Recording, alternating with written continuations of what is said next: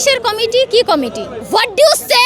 Gate out. আমাদের টাকা দিয়ে আমাদের পরিচালনা করো, তোমাদের টাকা দিয়ে তো আমরা চলি না। এই পর্যন্ত আমাদের সাত কলেজে 44 জন শিক্ষার্থী আহত হয়েছে। এদের আন্দোলনের সূত্রপাত যেটা, আমরা গত 5 তারিখে হচ্ছে একটা স্মারকলিপি দিয়েছিলাম প্রভিসির কাছে, মামুন আহমেদের কাছে, এবং প্রত্যেকটা ডিন অফিসে গিয়ে আমরা স্মারকলিপি দিয়েছি। স্মারকলিপির ছিল যে 5টা দাবি ছিল স্মারকলিপির।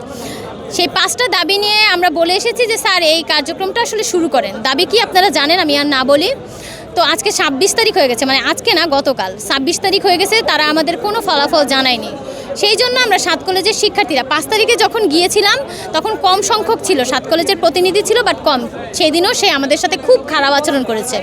এবং 26 তারিখে যখন গেলাম তখন আমরা সিদ্ধান্ত নিলাম যেহেতু কম সংখ্যক যাই, তো ভয় লাগে যে আবার যদি এরকম ব্যবহার করে, সত্যি কথা যেটা। কেউ না বুঝলেও আমরা আপনার প্রয়োজন বুঝি, আর তাই তো অত্যাধুনিক ফিচার সম্বলিত বিভিন্ন সাইজ আর কালারের 250-টিরও বেশি ডিজাইন অপশন নিয়ে ওয়ালটন স্মার্ট ফ্রিজ বোঝে আপনার প্রয়োজন। তো আমরা খুব বেশি গেলাম, আমাদের ভিডিও আছে, মানে 15-20 জন বা এরকমই হয়তো বা।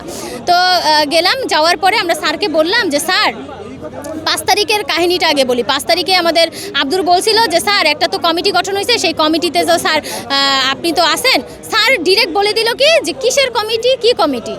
এই যে কি কথাটার সূত্রপাত দেখেন।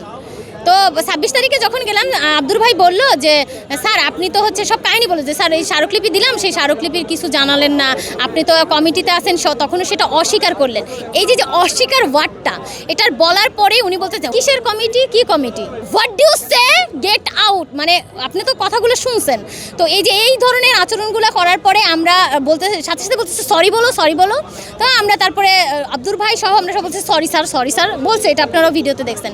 এই যে সূত্রপাত হওয়ার পরে সে তারপরেও প্রক্টোরিয়াল টিম দিয়ে আমাদেরকে সবাইকে বের করে দিছে। বের করে দেওয়ার পরে আমরা যে এই লাঞ্ছনা, এই বঞ্চনা নিয়ে আমরা সহ্য করতে পারি নাই সাত কলেজের শিক্ষার্থী, বা কেনই বা সহ্য করব? আমাদের টাকা দিয়ে আমাদের পরিচালনা করো, তোমাদের টাকা দিয়ে তো আমরা চলি না, তাহলে তোমাদের ঝাড়ি আমরা খাবো কেন? এবং সেটা আমরা পর্যায়ক্রমে খেয়েও আসছি 8টি বছর ধরে, এবং গত 5 তারিখেও খেলাম। তো আমরা আর পারলাম না সহ্য করতে, তখন আমরা সায়েন্স ল্যাব ব্লক দিলাম। দেওয়ার পরে আমরা 9:30 10:30টার দিকে আমরা সিদ্ধান্ত নিলাম যে আমরা একটা গণতন্ত্র তরুণ দিয়ে আমরা একটা মিছিল নিয়ে এদিকে চলে আসবো। যেহেতু আমরা চাইছিলাম যে ভিসির হচ্ছে পদত্যাগ, কিন্তু আমরা ভাবলাম যে যেহেতু ঢাকা বিশ্ববিদ্যালয়ের একটা ভিতরের একটা কাহিনী, তো ওদেরও তো শিক্ষার্থী আছে, আমরা অনেক দিক চিন্তা ভাবনা করে আমরা গণতন্ত্র তরুণ থেকেই সরে আসছিলাম। আসার পরে ওরা পিছন থেকেই কিন্তু আমরা চলে যাচ্ছি, তারা পিছন থেকেই লাঠি ছোটা নিয়ে আমাদের উপর হামলা করলো।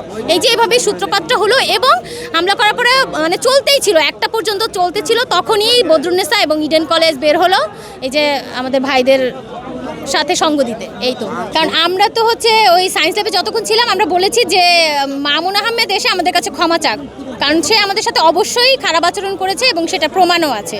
তো আমরা ক্ষমা চাইতে বলেছি, সে আমাদের কাছে ক্ষমা চায়নি।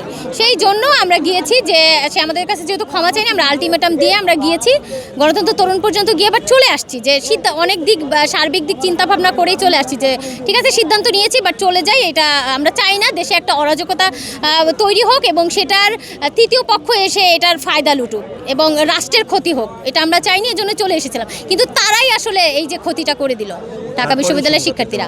এই পর্যন্ত আমাদের সাত কলেজে 44 জন শিক্ষার্থী আহত হয়েছে, সবাই ভর্তি আছে হসপিটালে কিংবা বাসায়, হলে। এই তো।